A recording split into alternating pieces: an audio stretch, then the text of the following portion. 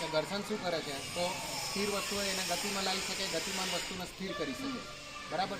પણ સાથે સાથે જ્યારે આ તમે અહીંયા આપણી પાસે 2 સાયકલ છે, આ સાયકલના આ ટાયરમાં કેટલો ફરક છે દેખાય છે ને બધા? આ ટાયરમાં કેવું છે, ખરબચડા ખાંચા છે.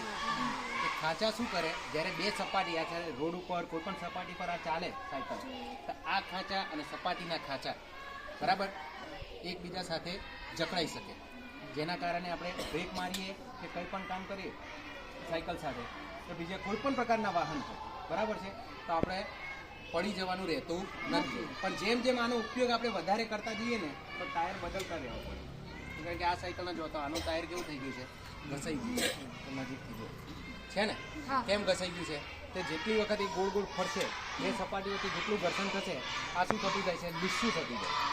એવો જ આપણા પગમાં ચપ્પલ કે બૂટની વાત કરીએ તો જેટલે એટલે એનો વધારો નવા લીધા હોય ને જ્યારે તમે ત્યારે નીચે ખાંચા હોય ઝીકઝેક પ્રકારના, પણ જેવા આપણે એને જેમ જેમ એનો ઉપયોગ કરતા જઈએ ને તો એ ખાંચા કેવા થતા જાય છે, લીસા થતા જાય છે. એટલે જ્યારે પણ 2 સપાટી વચ્ચે ઘર્ષણ થાય ને તો વસ્તુ થોડા સમય પછી લીસી બનતી જાય.